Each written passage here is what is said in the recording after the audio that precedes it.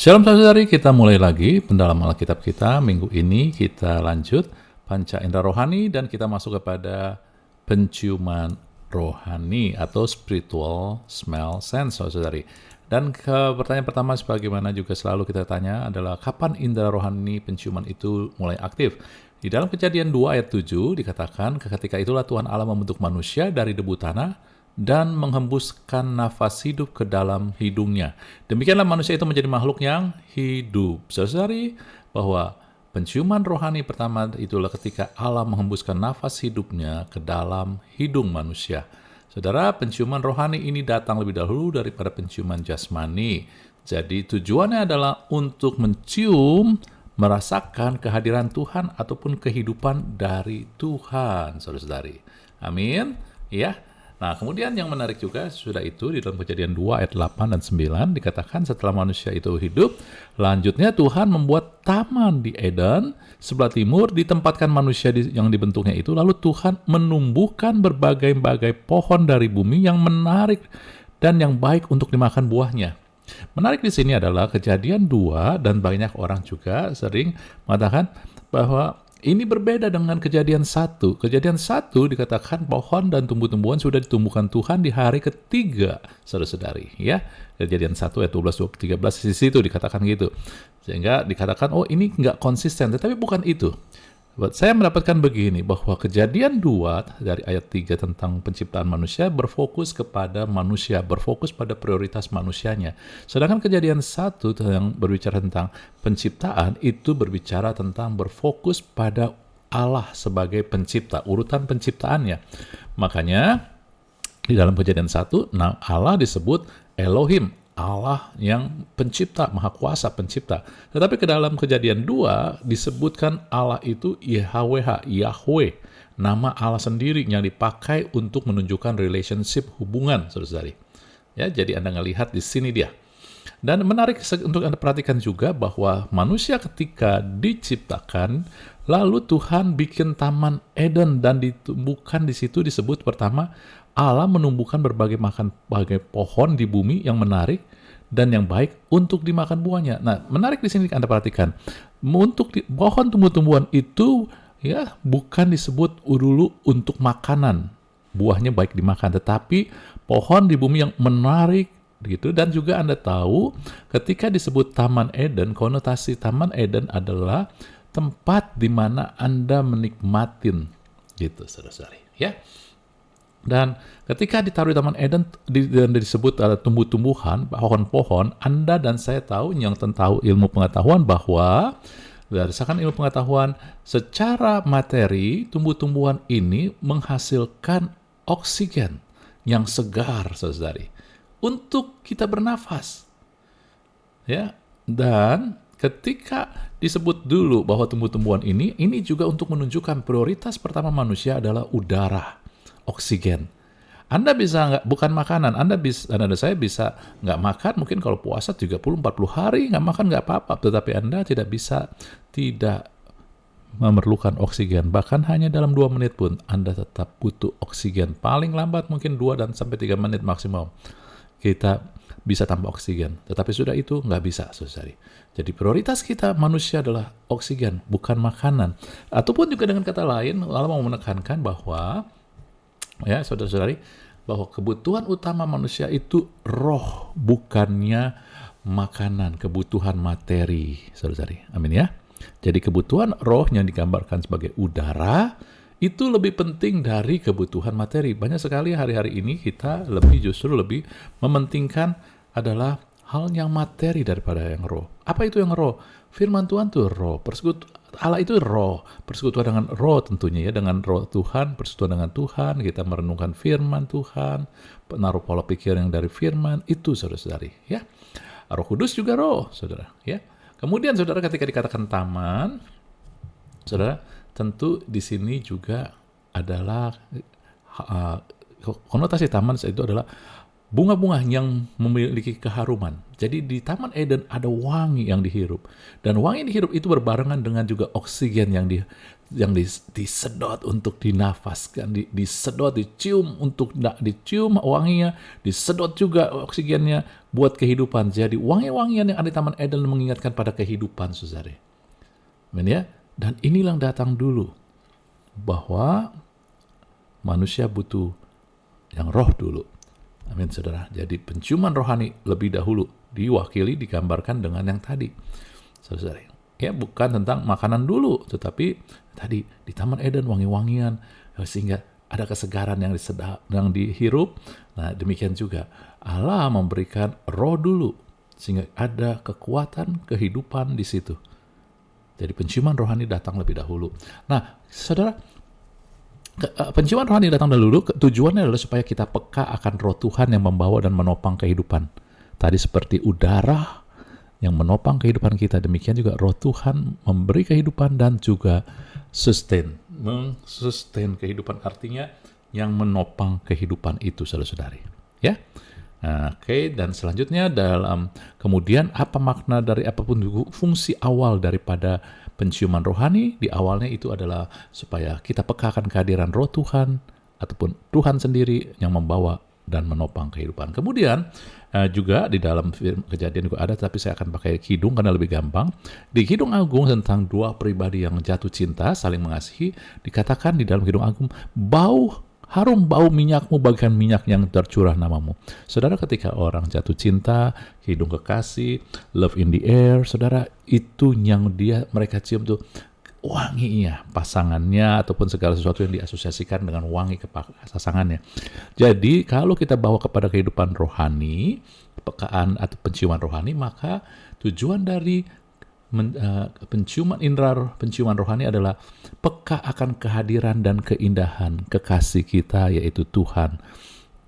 Jadi disinilah kita memiliki ketertarikan kasih. Anda bayangkan ketika orang jatuh cinta, segala sesuatu yang dia cintai itu, pribadi yang dicintai itu wangi, harum, saudari. Ya, bahkan buat orang lain belum tentu, tapi buat dia, wow, dia mencari wangi dari kekasihnya. Dan itulah Tuhan mau kita juga mencium kehadiran Dia, dan kehadiran itu dalam bentuk hubungan kasih dengan Tuhan, bukan ketakutan, saudari.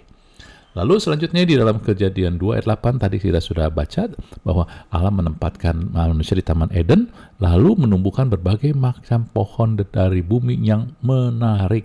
Bukan tentang buahnya, tetapi pohon dari bumi yang menarik.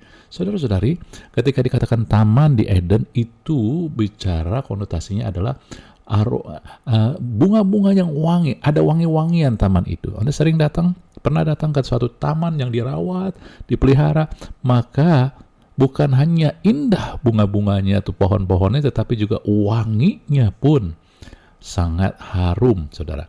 Dan kata Eden ini adalah kata Ibrani yang juga sebagian besar belum mereka interpretasikan berbeda-beda akar katanya, dasarnya.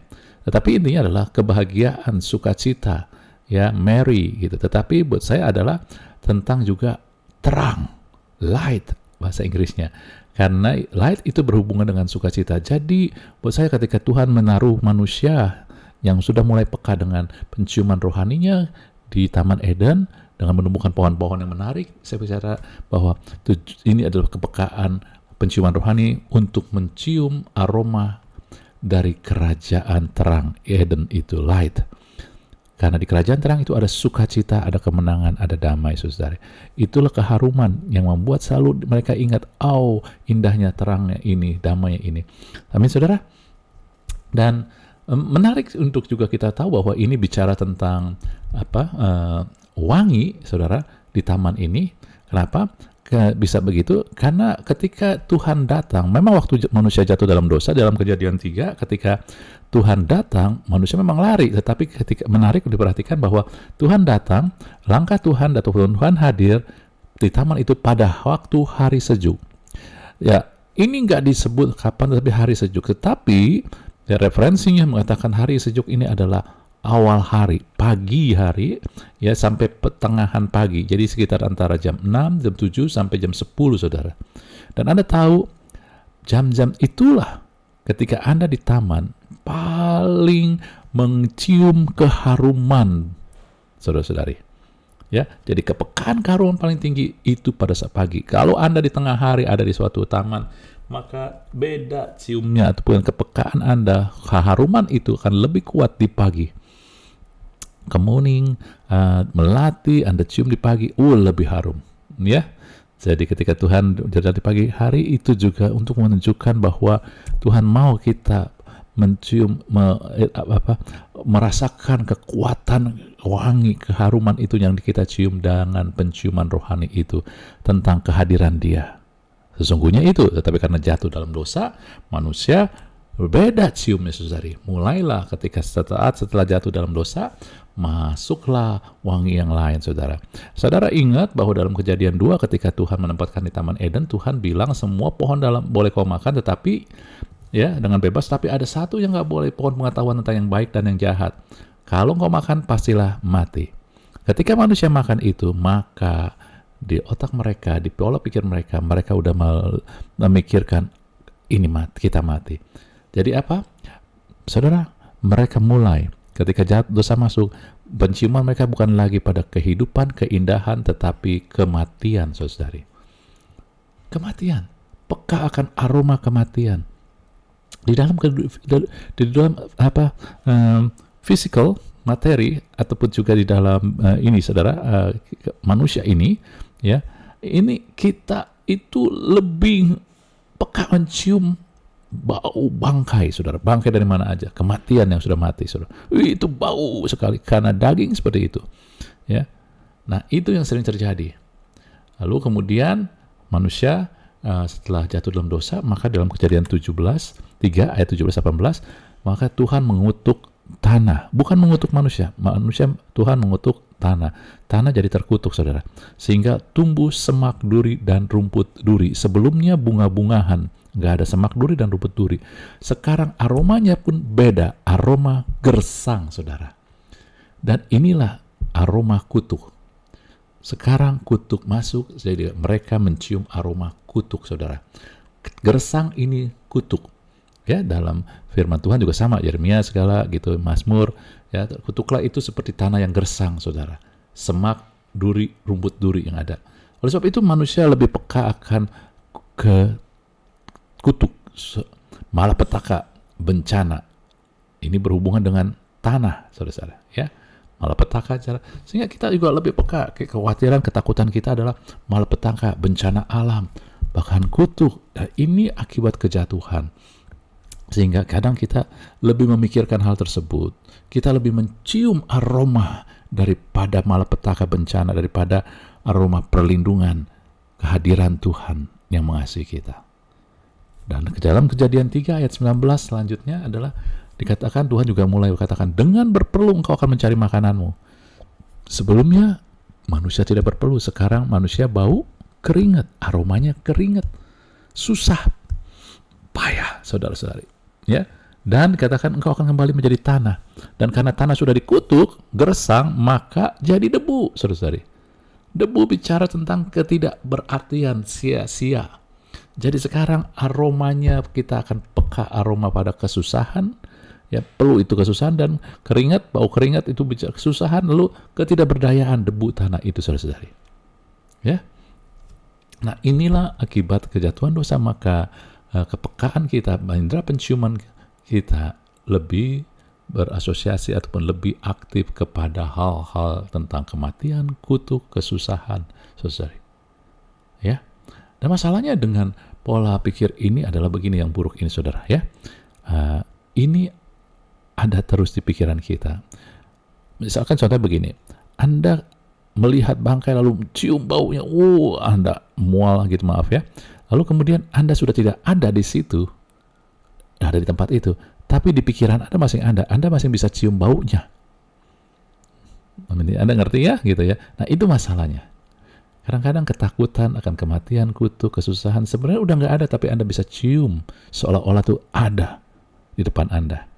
Yesus sudah menebus kita, tapi kadang-kadang kita merasakan kita masih terikat dengan kutuk, saudara, kesusahan, kesulitan, saudari. Kesusahan-kesulitan bukan arti dalam pergumulan hidup, tetapi akibat daripada kejatuhan, saudara. Hal Tuhan sudah tebus kita. Nah, sadar nggak bahwa ketika Yesus bangkit dari maut, murid-muridnya baru sadar kapan?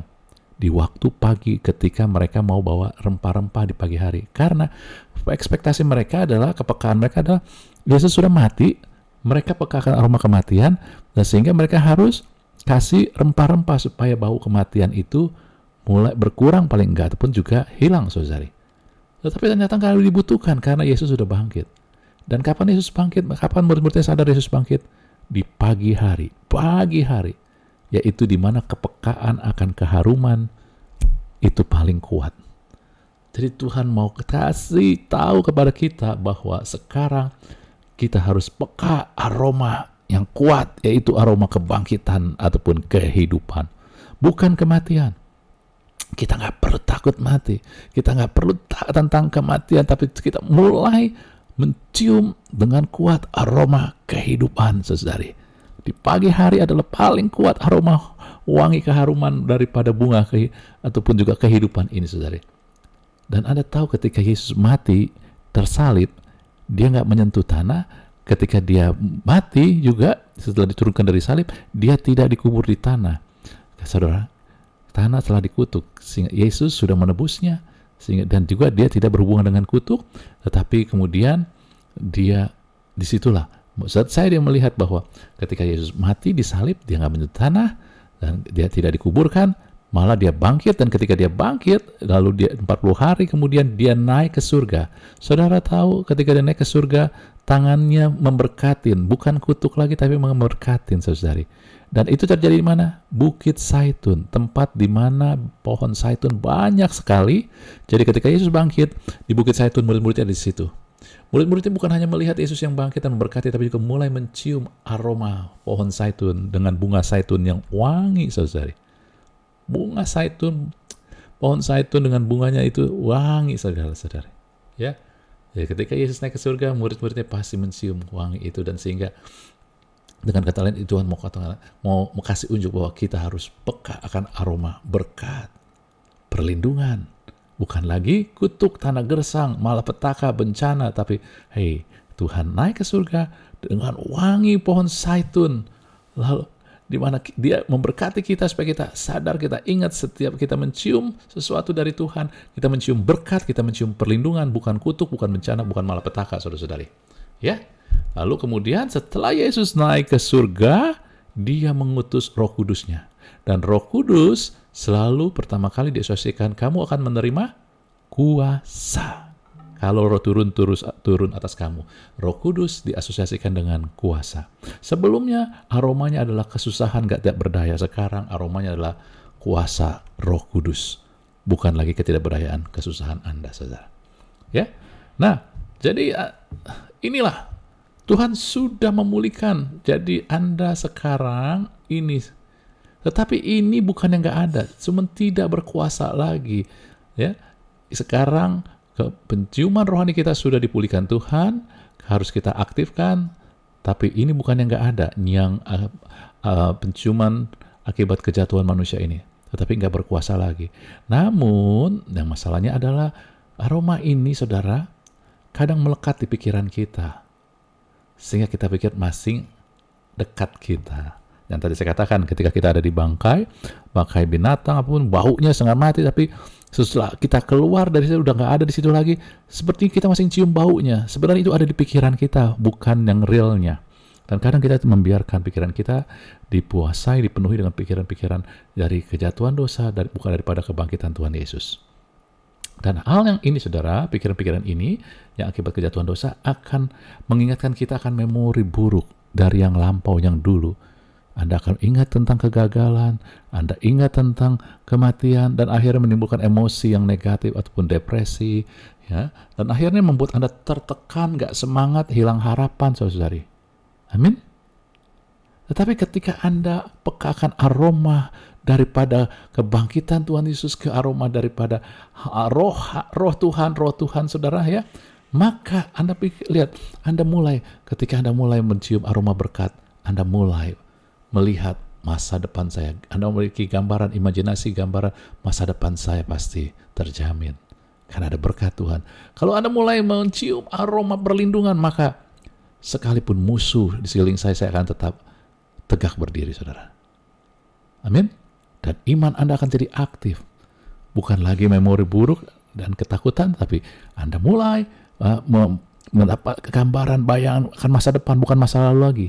Kita sedang menciptakan masa depan sesuai dengan kebenaran firman Tuhan, sesuai dengan firman Tuhan, dan iman kita jadi aktif. Akhirnya harapan kita muncul, semangat hidup kita juga. Kita bisa jadi intim dengan Roh Kudus, dengan kuasa Tuhan, saudara-saudari. Amin. Saudara, kalau Anda dan saya latih terus, maka Anda akan peka akan aroma berkat, perlindungan, kuasa, dan kehidupan. Sehingga Anda mulai, mungkin gak ngerti, tapi saya mencium di sini, saya kalau ambil keputusan sini, ini saya mencium berkat, saya mencium perlindungan Tuhan. Amin, saudara. Inilah yang harus kita latih, saudara-saudari, ya, untuk kita buat latih terus supaya kita jadi peka. Oke? Ya. Nah, saudara-saudari, kemudian pertanyaannya kemudian adalah, Pak, bagaimana sih mengaktifkannya? Supaya kita mengaktifkan, supaya kita latih ini. Sepanca indera kita, jasmani, semua diproses di otak. Demikian juga panca indera rohani, semua tergantung dari pola pikir ataupun pikiran apa yang Anda taruh. Dan tadi kita sudah belajar, supaya kita melatih panca indera penciuman rohani ini kita peka, maka mulailah taruh pikiran bahwa kebutuhan utama saya itu adalah roh Tuhan, hal-hal yang tentang dari roh, yang dari Tuhan, firman Tuhan, persekutuan dengan Tuhan, Roh Kudus, saudara. Lalu kemudian penuhi pikiran kita dengan keindahan kasih Allah, bukan tentang yang buruk dari hal-hal kutu, ya, bencana, bukan. Keindahan kasih Allah. Allah itu mengasihi sehingga kita dekat dan kita akhirnya menciumnya adalah perlindungan Tuhan, kesetiaan Tuhan. Lalu fokus pada kerajaan terang, bukan kerajaan gelap. Wow, karena hari-hari ini banyak orang percaya lebih menekankan tentang dahsyatnya kegelapan itu, kuasa si jahat itu, daripada kerajaan terang, kuasa kerajaan terang. Anda memiliki roh Tuhan yang adalah roh yang bagikan Yesus dari maut, roh yang di atas segala-galanya, lebih besar dari dunia ini. Mulai pikirkan, masukkan pola pikir itu. Roh Tuhan, roh terang, maka kegelapan tidak bisa menguasai saya. Maka kita akan mengalami kemenangan, sukacita, dan kedamaian. Saudara-saudari, ini yang harus terus kita latih. Dan sama karena pola pikir, maka itu harus dilatih, bukan terjadi seketika. Kita latih terus, saudara. Amin. Oleh sebab itu, saya undang kita bukan hanya Anda mengenal, mengerti kebenaran ini, tapi melatihnya. Panca indera kita pakai setiap hari dan tanpa kita sadari hampir setiap saat. Maka juga kita latih bagaimana indera rohani kita pakai dengan menaruh pikiran-pikiran yang dari Tuhan, dari firman Tuhan. Amin. Maka Anda akan melihat kepekaan yang luar biasa dan membuat hidup kita berkemenangan. Oke, kita cukupi. Kita ketemu lagi minggu depan untuk bahasan yang lebih lain lagi. Kiranya Tuhan berkati kita. Haleluya.